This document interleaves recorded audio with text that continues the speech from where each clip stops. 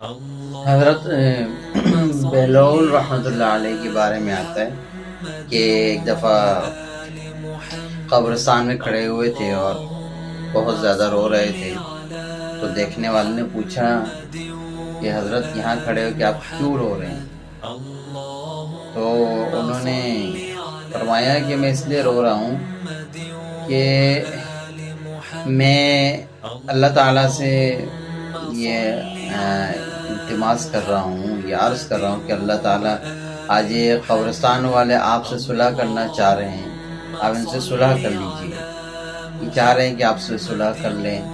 اور جو ہے آپ کی بات مان لیں،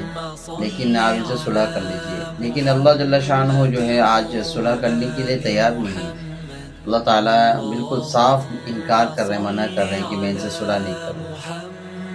اور پھر کچھ دن بعد پھر حضرت بہلول رحمۃ اللہ علیہ کو دیکھا کہ وہ بازار میں کھڑے ہو کے زار و قطار رو رہے ہیں، تو دیکھنے والے نے پوچھنے والے نے پوچھ لیا، حضرت آج یہاں کھڑے ہو کے کیوں رو رہے ہیں؟ تو فرمانے لگے کہ آج جو ہے میں بازار والوں سے یہ عرض کر رہا ہوں کہ اللہ تعالیٰ سے صلح کر لو، اللہ تعالیٰ ان سے صلح کرنے پہ راضی ہے، اللہ تعالیٰ ان سے صلح کرنا چاہتے ہیں، اللہ تعالیٰ ان کا منتظر ہے، اللہ تعالیٰ ان کی طرف متوجہ ہیں، لیکن یہ بازار والے آج اللہ سے صلح کرنا نہیں چاہ رہے، تو میں اسی لیے رو رہا ہوں کہ یہ بازار والے آج اللہ تعالیٰ سے صلح کر لیں۔ تو دیکھیے اس سے کتنی بڑی بات سامنے آتی ہے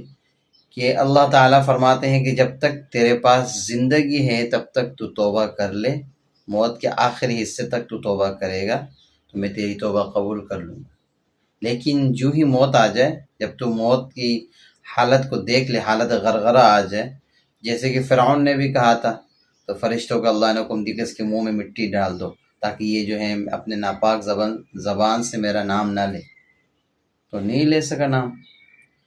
تو اللہ تعالیٰ جو ہے فرماتے ہیں کہ تو زندگی میں رہتے ہوئے اپنی حالت زندگی میں تو مجھ سے جس وقت بھی توبہ کرے گا میں تیری توبہ قبول کروں، لیکن مرنے کے بعد تو کچھ بھی بولتا رہے، روتا رہے، لیکن میں تیری توبہ قبول نہیں کروں۔ اور دیکھ لیں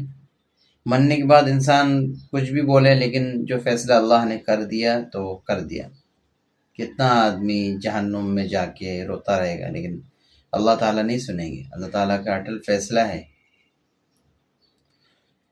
اور دنیا میں اللہ تعالیٰ منتظر ہے ہر ایک بندے کے لیے، جس طرح ماں اپنے بچے سے دودھ پیتی ہے، بچے سے کتنی محبت کرتی ہے، اس سے 70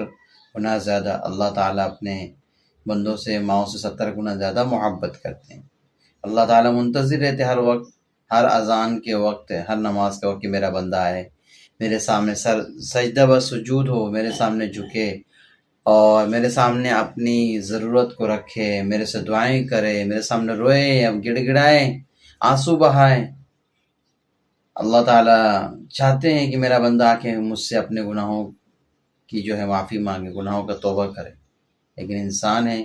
دنیا کی زندگی میں اس طرح مشغول ہے، اس طرح مست ہے، نوجوان نسل اپنی خواہشات کے پورا کرنے میں مست ہے، بڑھاپے میں آ کے بھی جو ہے انسان بیماریوں میں اس طرح ملوث ہو جاتا ہے کہ اس کے علاج میں لگا رہتا ہے، اور دنیا حاصل کرنے میں مست ہے، ان کے پاس ٹائم ہی نہیں ہے کہ نماز پڑھ لے، اللہ کو یاد کر لے۔ کس طرح ہماری حالت ہو چکی ہے، لیکن یہی انسان مرنے کے بعد قبرستان میں پڑے ہوئے ہیں، کوئی پوچھنے والا نہیں، اللہ تعالیٰ بھی ان کو معاف نہیں کرے گا۔